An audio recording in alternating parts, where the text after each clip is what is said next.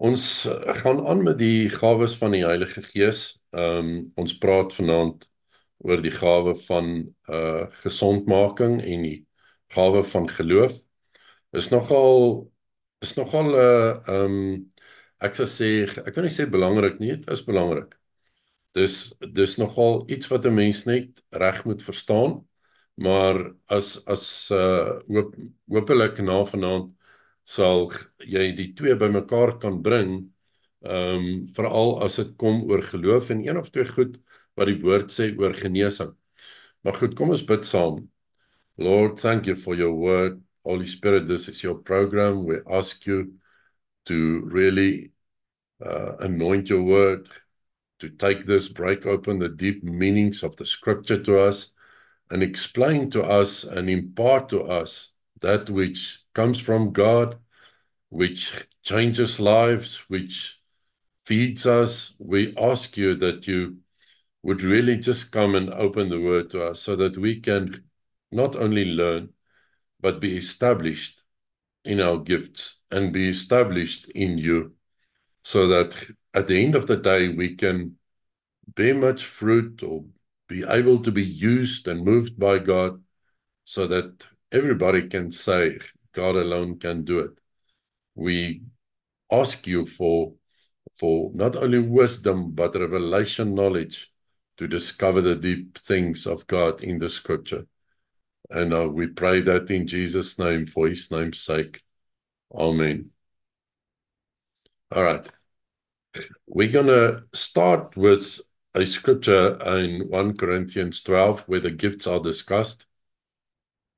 And the scripture is very, very simple and clear in verse 7. But okay, just to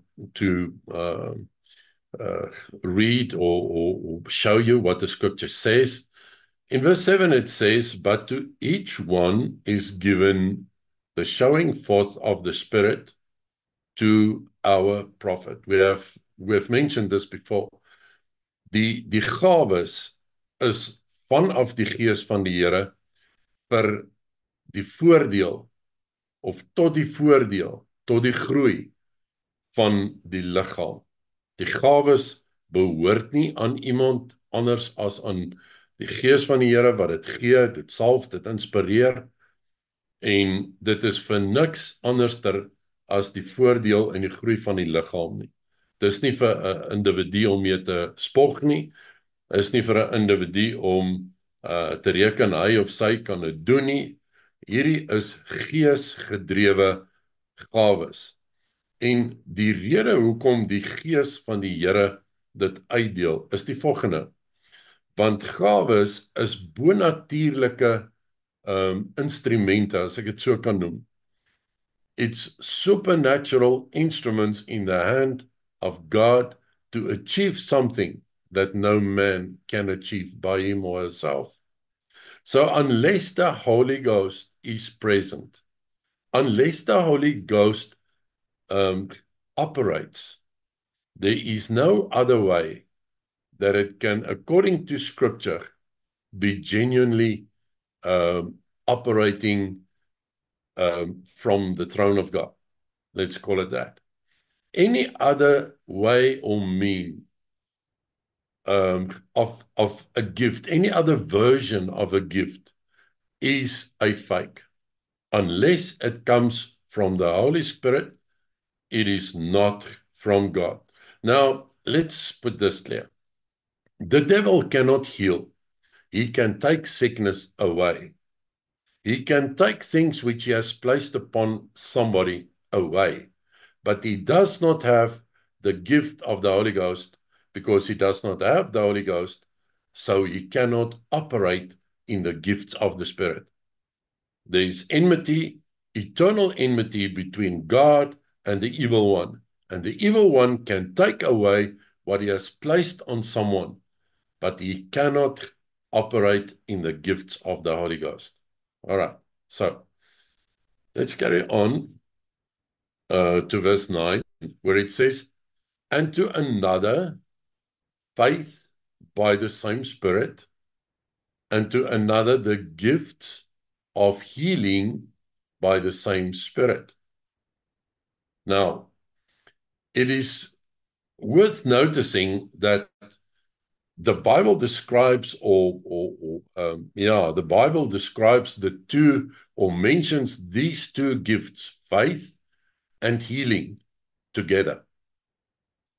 Now, before we elaborate on these two, you need faith in everything where we operate in God's name. We need faith for our salvation. We need faith for miracles. We need faith in everything. Why? Because faith comes from the Holy Ghost. So we cannot separate him from the gifts. We cannot separate him from our spiritual lives.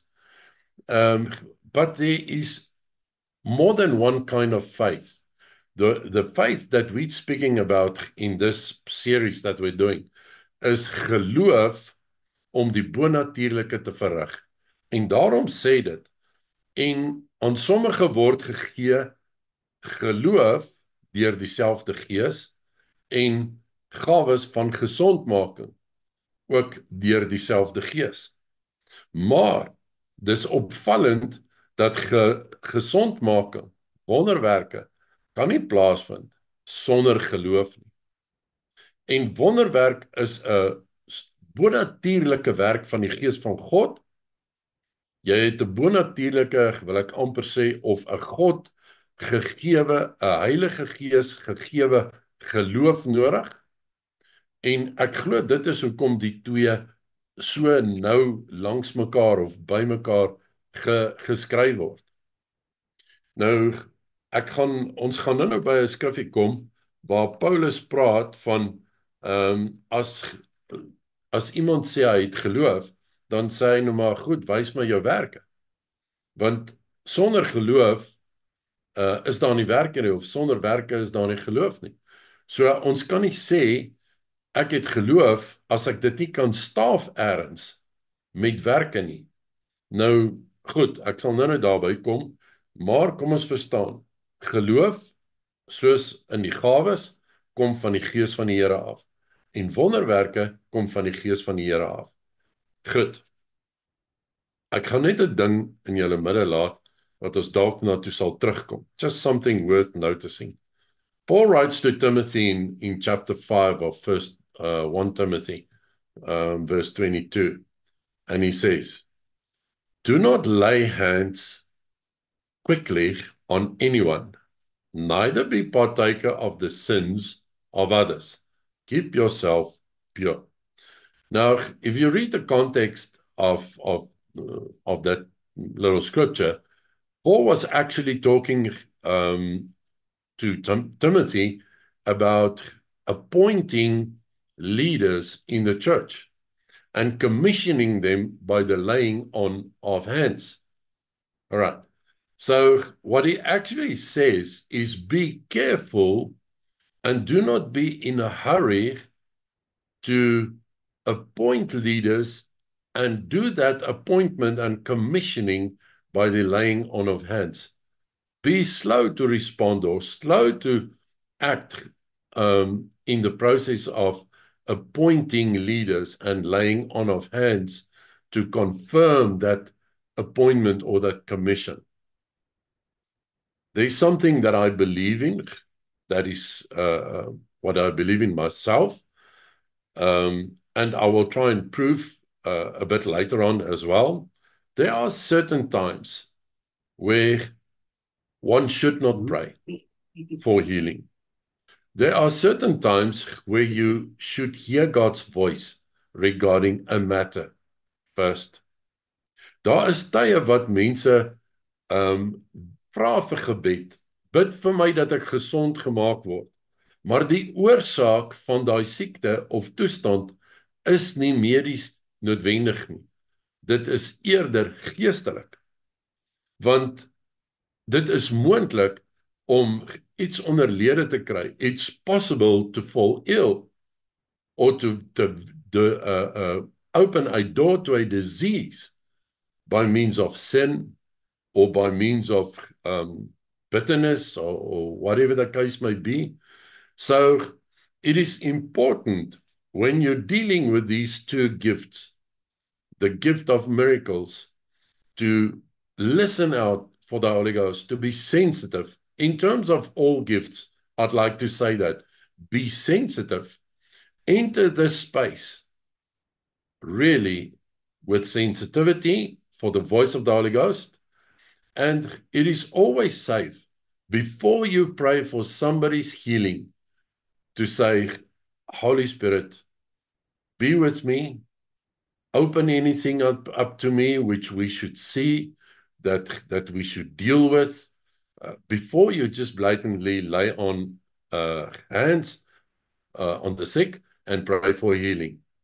And often you will find that somebody confess or release someone else from guilt or from something they held against one another, and healing takes place without laying on of hands.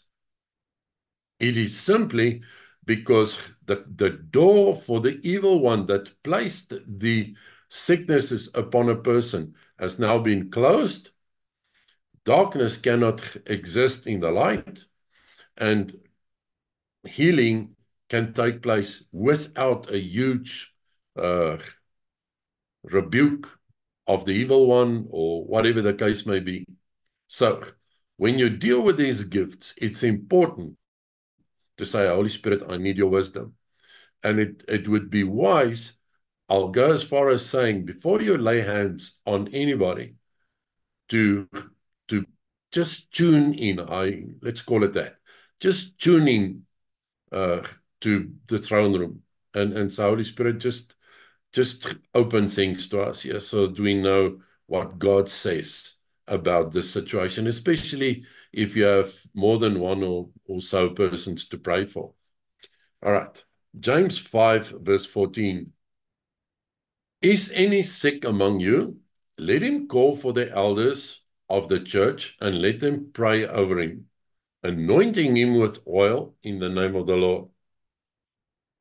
And the prayer of faith will cure the sick, and the Lord shall raise him up. And if he has committed sins, it will be forgiven him. All right. Here's what I was referring to. And the prayer of faith will cure the sick. Nothing can happen without faith. If we don't have faith, why do we pray? And that is why Paul says it doesn't help we say we have got faith, but we have no works. And it doesn't help we try to do something through works, but there's no faith. So here the scripture says the prayer of faith will cure the sick. In other words, if you pray for somebody to be healed, you must expect that to happen. But it's important for the receiving person to expect it to happen as well. Now, I've seen it so many times that people tell a story about somebody that they prayed for to be healed, and eventually the person passed away. Now, we don't always understand, but in this instance, I always say, you know what? It also depends, the person that is supposed to receive this healing, what does that person pray? You and I rebuke the devil, and we lay the hands on the recipient, en ons dryf die bose uit, en ons breek allerhande goed, maar die persoon wat moet ontvang, hy het 'n gebed van sy eie. Dis hoekom die woord sê, die gebed van die geloof sal die sieke genees.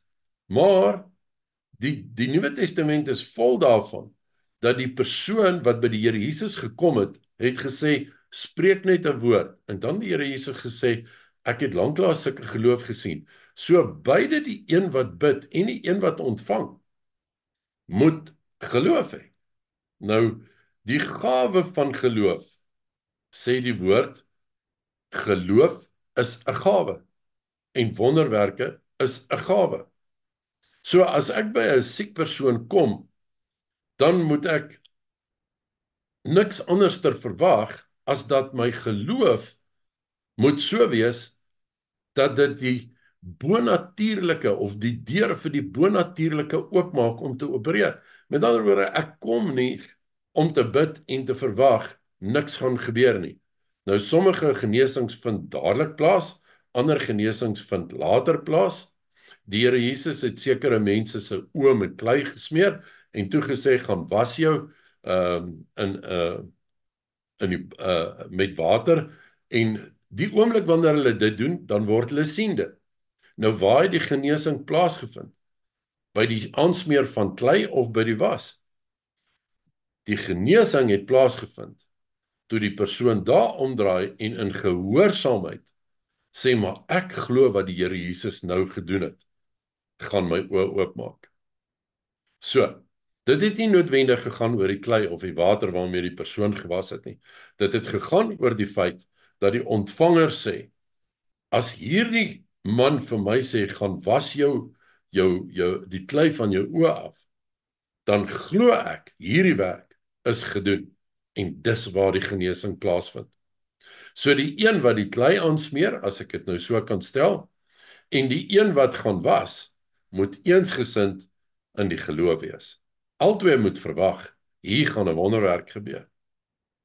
Want wat van as die Here Jesus nou by sekere stede gekom het, soos wat gebeur het, en die mense is in ongeloof, dan het die Here Jesus nie daar wonderwerke gedoen nie. Want ons kan nie God behaag sonder geloof nie. Dit is nou maar hoe eenvoudig dit is. Maar om 'n bonatuurlike wonderwerk tot stand te bring, het ek 'n bonatuurlike geloof ook nodig. Dis hoekom die Gees dit gee. Die gawe van geloof is dit kom en gaan nie. Dis daar. En die oomblik wanneer dit nodig word, dan skop dit in. Kom ek beskryf dit so. It's there. It's alive immediately because the Spirit of God is there, is in the matter, is in the healing, in the miracle. And the moment I meet with somebody that says, pray for me, and I say in the name of Jesus, I expect that something will happen. And that's when the Holy Ghost can let His power flow and the miracle happens. All right. So it goes further and says the following. And the prayer of faith will cure the sick, and the Lord shall raise him up. And if he has committed sin, it will be forgiven him. Okay. That is what we call a gift by the grace of God. That's why gifts are given to the church, to the body, by grace. So that even if somebody has sinned, God is prepared to forgive and to heal. Now, that sin can come back, or rather that sickness can come back, if a door is opened for such sicknesses to come back. Meaning, go back into sin, or go back into the bitterness, or whatever the cause of the illness was. What we should do is to keep the door closed. In other words, keep serving God in all purity and humility, and accept the miracle. There were times that people said to Jesus, Lord, please come to the aid of my unbelief. En dit is so, die Here Jesus het die persoon begenadig en die wonderwerk gedoen. But, in principle, according to 1 Corinthians 12, the gift of faith is the gift of faith, which must remain in the one who prays. And the recipient should have faith as well. But I know that there are times we cannot put God in a box, where Jesus said, your faith has made you whole, and on another occasion, He pardoned the person's unbelief and he still did the miracle. It just shows that God is sovereign, but do not accept that faith or no faith is equal and they both can bring miracles. That's not what the Bible says. Now, if he has committed sins, it will be forgiven him. So what we must understand, and that's what I said earlier, do not hastily lay on hands when you pray for the sick. Trust the Holy Spirit to reveal, to open, to break open the case, because sin can be a cause, can be a reason why somebody is ill. And it sometimes happens that by just confessing the sins or making matters right, going to set matters right with your brother or sister against whom you are bitter, can bring healing as well. So, what I read here is that the Bible says sin can be a cause of illness. Faith is important for both parties. And the Holy Spirit will, based on those truths, be willing to perform a miracle. Then it says, confess faults to one another and pray for one another. And here's exactly what I've just said, that you may be healed. The effectual, fervent prayer of a righteous man availeth much. In the Aramaic, it says in die Aramees, erken julle oortredinge teenoor mekaar en bid vir mekaar, sodat julle genees kan word. Die gebed van 'n onskuldige is baie kragtig en effektief. Nou, as ons die geskiedenis van Job lees, toe Job vir sy vriende gebid het, toe het sy lot verander. Nou, dikwels, hoekom verander dit dinge wanneer ons vir mekaar bid? Want ons vervul die wet van God. 2, dit is 'n uiting van liefde. 3, dis 'n uiting van onselfsugtigheid. En dit is ook, dit bind die liggaam aan mekaar as die liggaam vir mekaar bid. Dit is nou maar net so. So, wanneer dit kom by die gawes, is die gawe van geloof en die gawe van gesondmaking word gekoppel aan 'n paar ander beginsels ook. Nou, as gevolg van tyd sal ons nie te diep daarin ingaan nie, maar julle kan dit vir julle self lees, but faith and working of miracles driven by the Holy Ghost, inspired by the Holy Ghost, is linked to a couple of other things. Reasons for a sickness to be bitterness, praying for one another, forgiving one another, confessing against one another, and keep the unity of the body, which is important. Now, I know it sometimes may happen that you feel like this or somebody else feels like that. The Bible still says, do not let anger, don't go to bed with your anger, if I can call it that. Don't let the sun set over your anger. At the end of the day, is the unity of the body is important. But as far as faith and miracles are concerned, let's link the appropriate things that we have discussed with those two things. And ask the Holy Spirit before you pray for somebody, if there is something in that person's life that is not of God, that could be a hurdle or a blockage of 'n obstruksie, wat sal maak dat die persoon nie genesing kan ontvang nie. Goed, kom ons gaan na Johannes 9 vers 23, of althans 9 vers 2. And his disciples asked him, saying, Master, who sinned, this man or his parents, that he was born blind?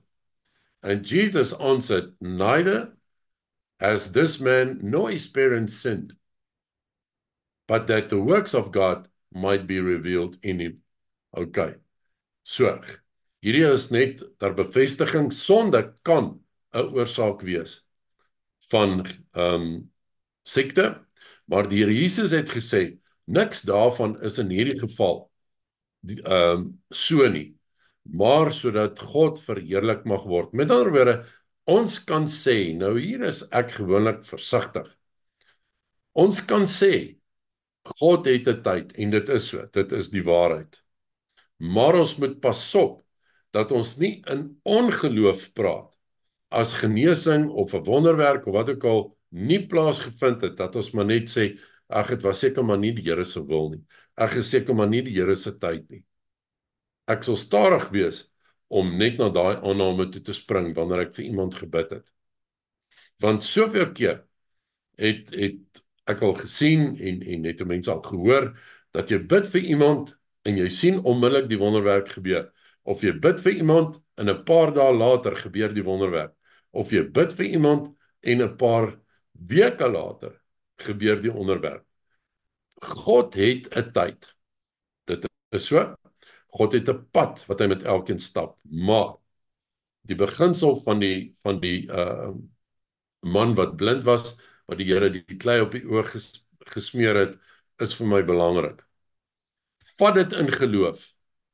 Dit maak nie saak hoe lank die pad tussen die Here Jesus en daar waar jy jou oë moet gaan was is nie. Is dit 'n dag? Is dit 'n paar minute?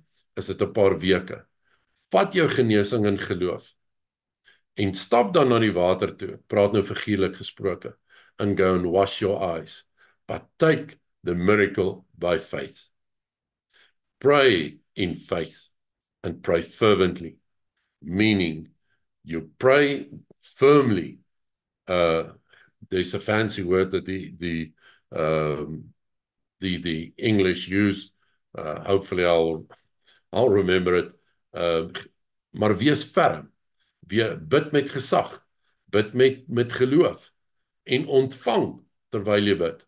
As 'n skrifgie wat sê, wanneer ons van God vra, ons kan vra net wat ons wil en ons sal, as ons glo dat ons dit ontvang het, sal ons dit ontvang. Daai gedeeltjie van glo dat jy dit ontvang het, beteken eintlik dat jy vat wat jy vra in die geloof alreeds vir jouself en laat dit geboorte kry in jou gees. En dan het jy wat jy nodig het vir die wonderwerk, as ek dit so kan uitdruk. In other words, I am praying and I'm trusting and I've got faith. And I take what I ask for by faith and I allow it to be born inside my spirit so that it can manifest in the flesh immediately or later on. Okay. Vers 3, Jesus sê, neither has this man nor his parents sinned, but that the works of God might be revealed. Now, just quickly, it is possible that somebody can fall ill because of personal sin. And I have to believe that it's possible that something in the person's bloodline can be the reason for an illness or a problem or a bondage, because it's speaking of the man who is sick as well as his predecessors. But that is a topic for another day. So that is why I say, when you pray for somebody and trusting for deliverance or healing, involve the Holy Ghost and say, Holy Spirit, we need you to guide us. If there's a reason why this sickness is there, open it up, reveal it, so that you follow the right process, and you pray correctly. You approach this matter with wisdom and revelation. Die Heilige Gees rus op elkeen en word beskryf in Jesaja 11 vers 2 as the spirit of wisdom and revelation in the knowledge of him. But it's wisdom and revelation in the gifts and the operation of the gifts as well. Okay, Jeremiah 17 verse 5 to 10. So says Jehovah, cursed is the man who trusts in man and makes flesh his arm, and whose heart departs from Jehovah. And then he carries on to verse 7. Blessed is the man who trusts in Jehovah, and Jehovah is his trust. For it shall be like a tree planted by the waters. It sends out its roots by the river, and it shall not fear when the heat comes, but its foliage shall be green, and he is not worried in the year of drought, nor will it cease from yielding fruit.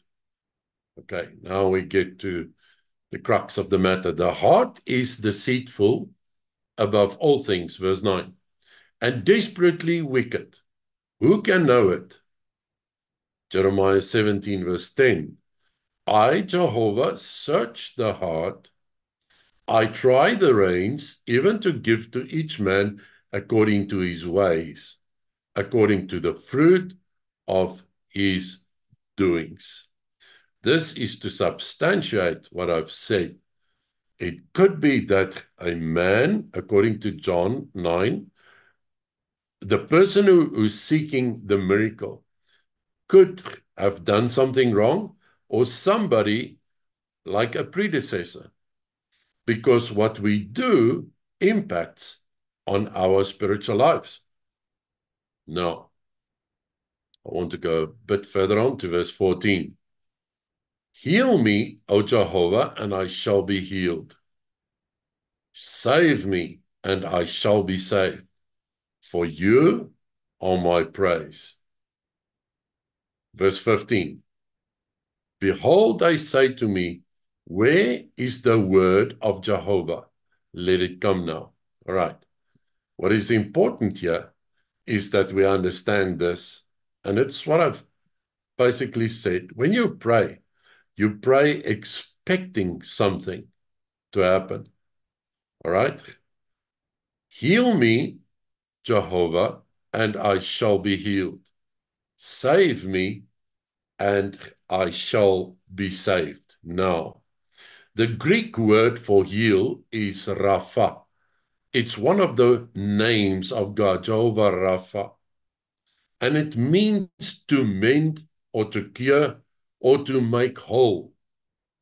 And it could be spiritually as well as physically. But the word for healing and restoration could also be zozo, which refers to a physical or a spiritual deliverance. But what we must understand here is if the scripture says, heal me, O Jehovah, and I shall be healed. Save me, and I shall be saved. It means it is possible to lose healing. It's possible to lose deliverance. It's very easy. Go back on your ways. If God has forgiven you, according to the scripture in James 15 or James 5 that we have read, the fervent prayer of the righteous availeth much. Even if the person has sinned, it will be forgiven him. As iemand teruggaan, net na 'n sondige lewe of na die ou lewe wat die oorsaak was van die siekte, kan hy die genesing verloor. Of as iemand ewe skielik na hy genees is, sê nee, wat hierdie is sommer net nonsens. Dis nie regtig. Jy kan jou genesing verloor. Ons moet onthou, ons is in die wêreld, maar nie van die wêreld nie. God doen bonatuurlike wonderwerke, maar ek en jy bly in hierdie wêreld. En die bose een sal kom om die genesing te steel. Die skrif sê baie duidelik, as 'n demoon uitgedryf word, dan reis hy deur die hele wêreld en hy gaan soek 'n ander plek om in te bly. En wanneer hy niks kry nie, kom hy terug na sy oorspronklike huis en hy vind dit skoon. En indien hy daar ingaan, sal die uiteinde van so 'n persoon 7 keer slegter wees. Of hy bring ander wat 7 keer slegter is as hy om saam met hom daar te woon. So, wanneer iemand genees is, wanneer iemand verlos is dit belangrik dat daardie persoon sy genesing of verlossing behou deur sy of haar lewe in lyn met die woord van God te hou. Sy of haar lewe te vul met die woord van God. En sy of haar lewe met die gees van die Here. Ek wil eintlik sê om 'n pad te stap met God, 'n pad te stap met sy gees. sodat ek nie myself weer besoedel met dit wat onrein is en moontlike deur oopmaak en my genesing verloor nie. Goed. Ons is by genesing en ons gaan na Psalm 107 vers 20 toe. Hoe gebeur genesing? Ons het nou baie goed oor geloof gesê. Genesing gebeur onder andere op hierdie manier.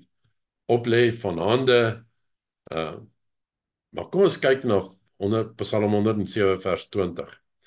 He sent his word and heals them and delivers them from their pitfalls. Let them praise Jehovah for his goodness and for his wonderful works to the sons of man. He sent his word. Menende, as ek by iemand is en ek bid vir genesing en ek het geloof en die persoon het geloof, dan kan daar handoplegging wees en die persoon word gesond. Die Here kan ook 'n profeet stuur. Ek gaan nou maar net 'n paar voorbeelde noem. Sê vir die persoon, hy's gesond. Sê vir die persoon, sy geloof het hom gered. Sê vir die persoon, God het sy gebede gehoor. God sent his word. At the end of the day, the ultimate thing that must happen, apart from the Holy Spirit power and the gift operation, it's a godly act. And when we say he sends his word, the Hebrew for word is dabar, which means a command. It can mean a message. It can mean the gospel. I've seen many healings taking place while a preacher was preaching, or while there was worship in progress. But it can also mean this term word, that God sent Jesus. Jesus was the healer. Jesus paid the price for healing. So, for all practical purposes and for the purpose of our discussion, when the Bible says he sent his word, it means in the heavens, God agrees to a healing. In God's throne room, in God's heart. And that is why faith is important. Hebrews says, everyone that comes to God must believe that he is and a rewarder, I say again, a rewarder of those who diligently seek him. I can be on a remote island and pray for my healing. And God can decide, I will heal you. And he sent his word. I read the Bible, and the Bible says, I've heard your prayer. I've answered your prayer. That is God sending his word. God can send it through a prophet, through someone else. Or God can just decide, I have heard your prayer. I'm going to heal you. And sometimes it happens that the Holy Spirit imparts faith inside of you. He imparts confirmation that your prayer has been heard. And when you take it, you receive it and gives birth to it in your spirit. It manifests in the flesh. And that is, amongst others, what it means when God sends his word.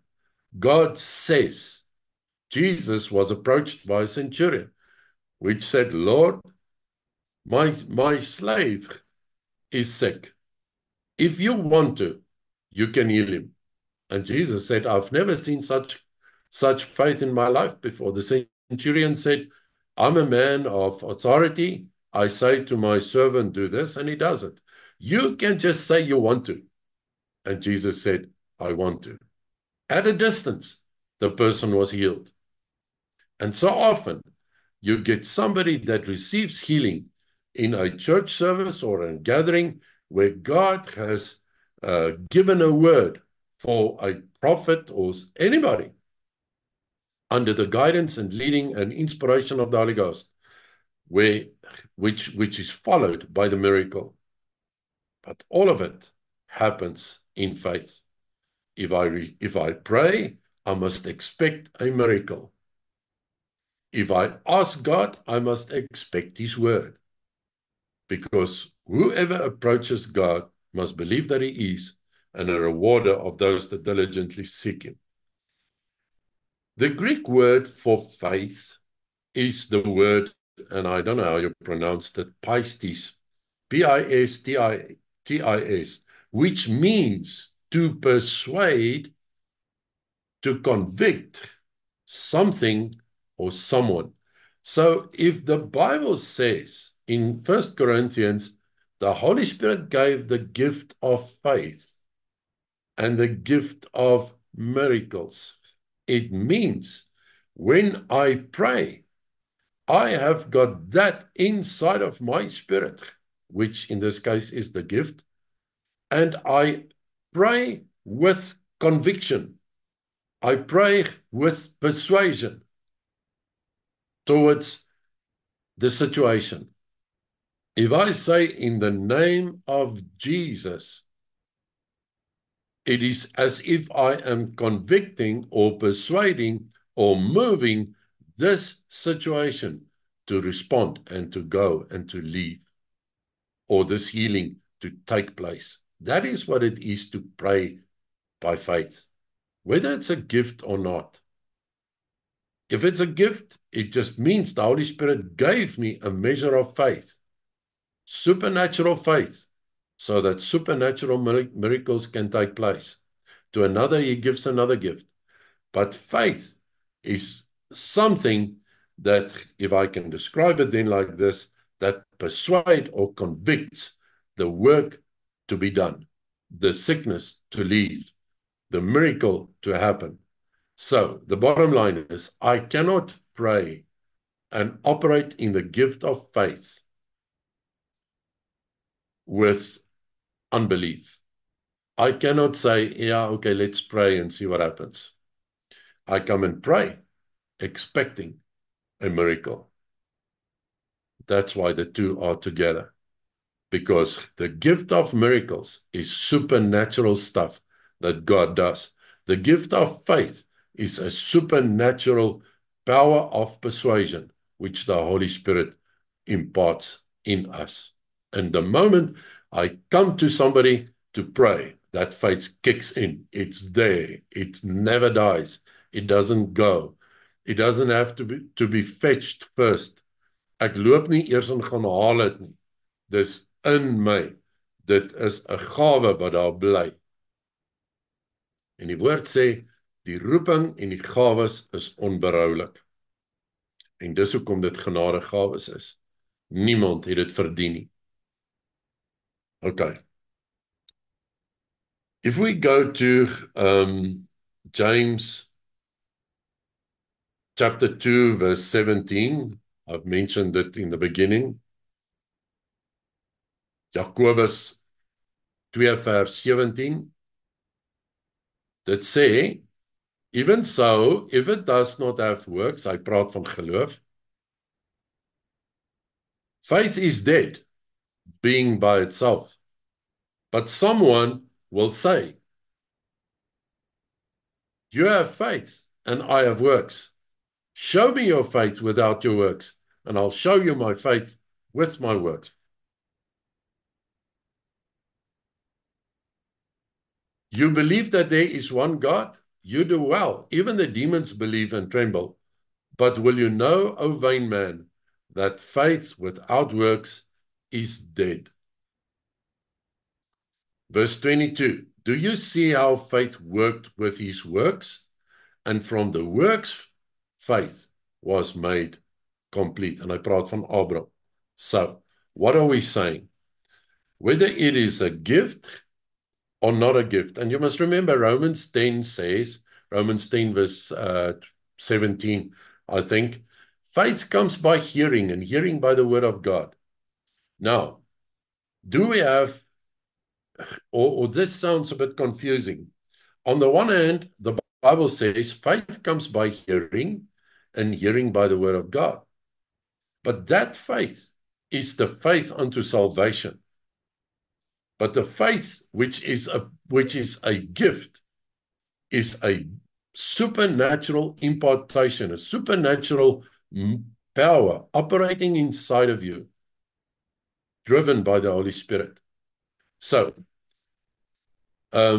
gospel faith, or let me call it the faith which brings you to salvation, that makes you to accept God as your Savior, is not the same faith as what we are talking about when we refer to the gifts. But here's what is important.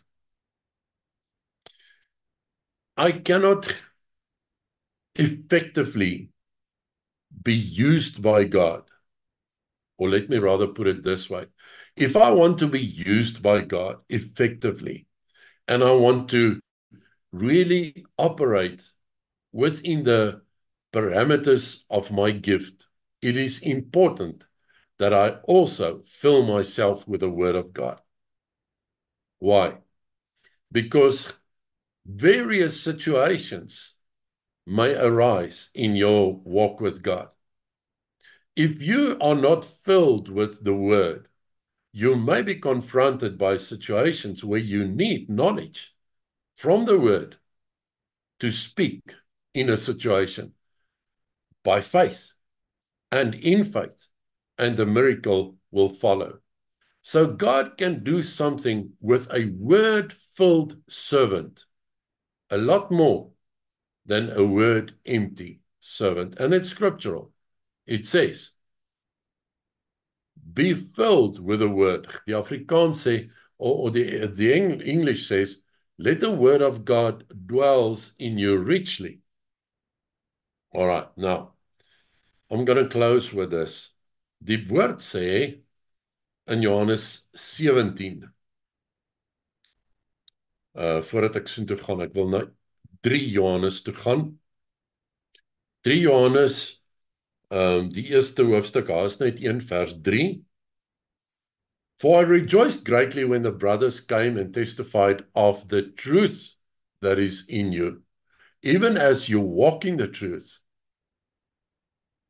I have no greater joy than these things, to hear that my children walk in truth. John 17, verse 17. Sanctify them through your truth. Your word is the truth. As you sent me into the world, even so I sent them into the world. Okay. If Jesus says, sanctify them with the truth, your word is the truth, I suppose he will know what he's talking about. And he says, we are sent into the world. We need the truth in our lives, the truth in our hearts. Now, let's go to John 8, verse 32. John 8, verse 32 says, and you shall, let's read verse 31. Then Jesus said to the Jews who believed on him, if you continue in my word, you are my disciples, and you shall know the truth, and the truth shall set you free. Listen, there's a big revelation here.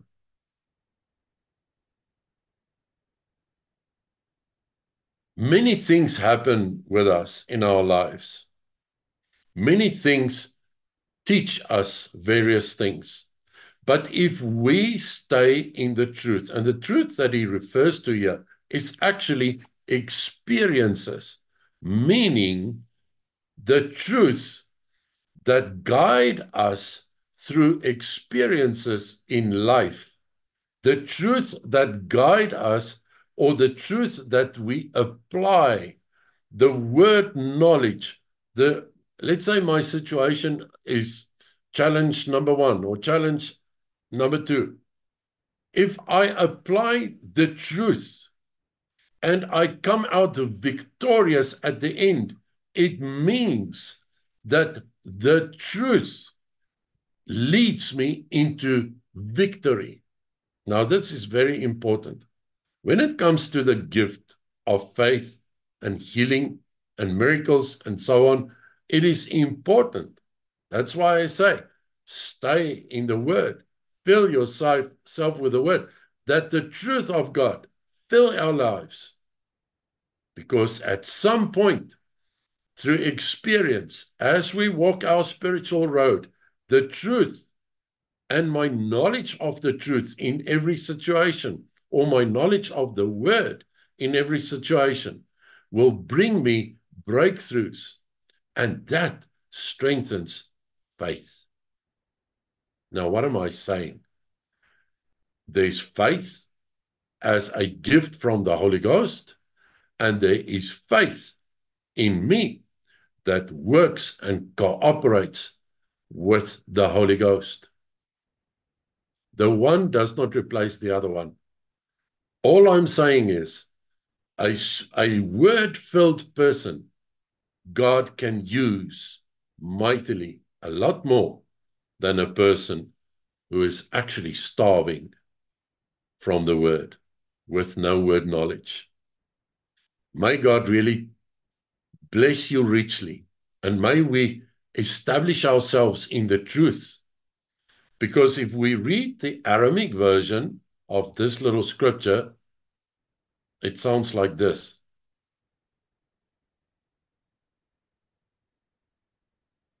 Verse 32 says, en julle sal die waarheid ken, en daardie waarheid sal julle vrymaak.